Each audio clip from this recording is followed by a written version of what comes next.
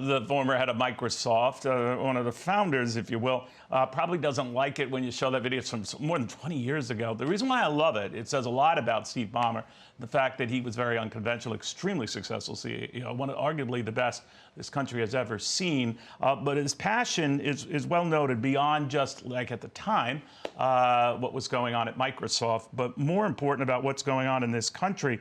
He's not jumping, whooping, and hollering on that, though, because he's much more concerned with numbers that Americans simply cannot grasp or get in an easy-to-find venue. The former Microsoft CEO and USAFacts founder joining us right now. Steve, very good to have you back.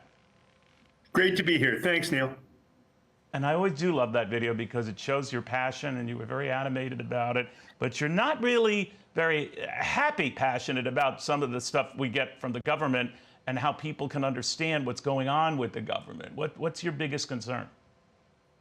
Well, I tried, when I first retired back in 2014, I was working with my wife on our philanthropy, and I kind of had the general view, since we focused on kids and families who might not otherwise have opportunity. I was focused in on what the country really invested in these poor families. I had no way to suss that out. The numbers weren't consolidated in any reasonable way. I started out to try to do that. I decided over time it should be like a 10K report that businesses have to file with the Securities and Exchange Commission, which means neutral. It's not arguing for a point of view. It's got to be long-term. Everything's got to be in context so that you could then form your own opinion, as shareholders do in a company, about what to go do.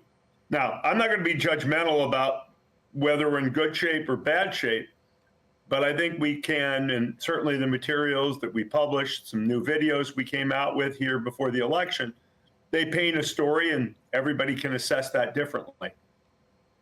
One thing that we can, I think bipartisanly, if there's such a word, assess, is that debt keeps piling on, right?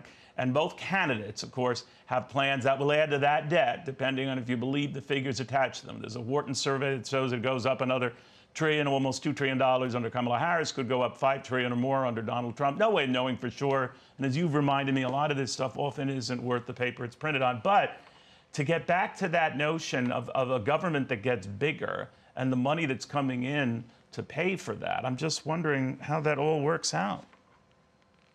Well, when you get right down to it, I won't make forecasts, but let's look at some basic facts. The country took in about 4.4 trillion in revenue last year. We paid out 6.1 trillion in revenue, 1.7 trillion, depending on how you look at it, as a percentage of tax revenue is, call it 40%. So strikes me as a lot, but everybody can draw their own opinions.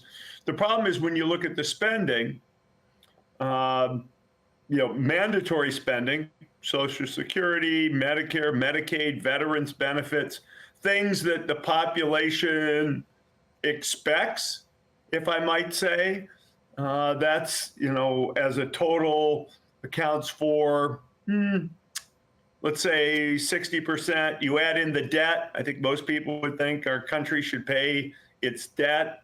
Then you add in the military, and you only have about $1 trillion or so left. And so those are the places where many people would look for cuts. I just don't think it's easy to find the kinds of cuts that people might want if you're trying to get back towards a balanced budget.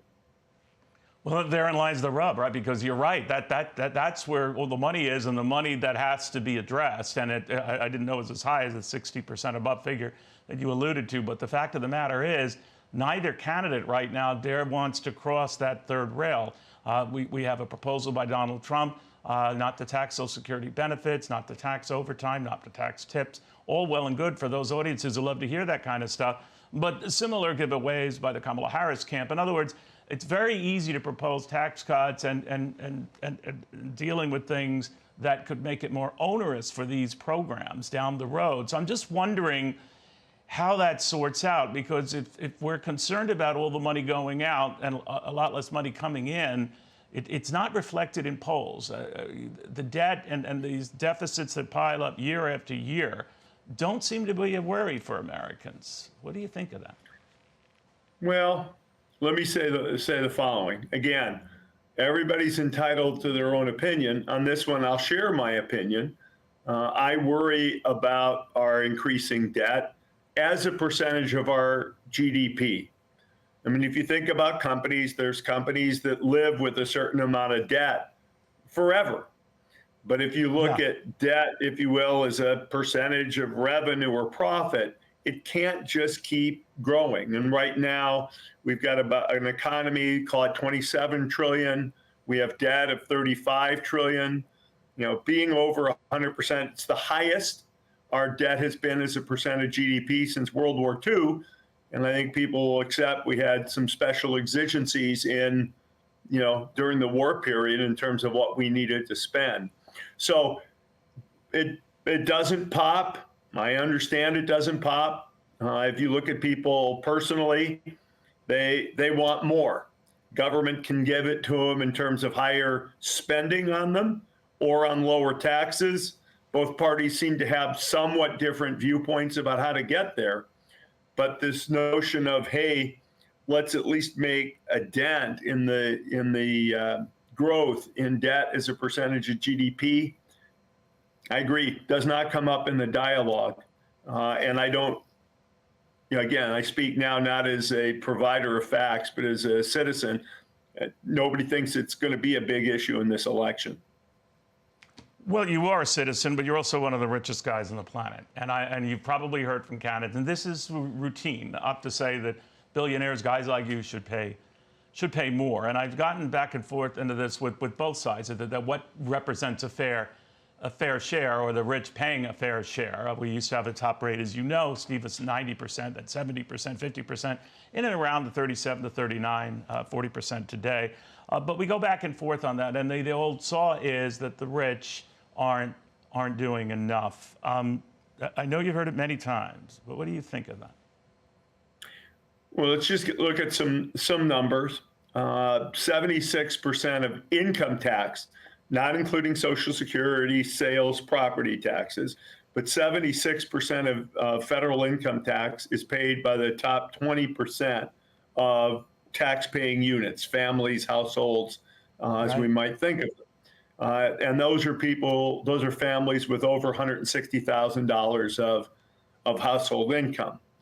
Now, will that full set of people feel affluent enough to absorb more taxes? Probably not. But if you want to substantially increase taxes, you may have to get to that broader group.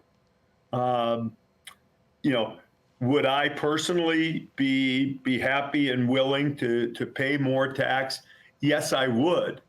But you know, that's me personally. I can't speak for all people who are super affluent as I am. All right. We'll watch what happens. Always good catching up with you, Steve Ballmer. Thank you.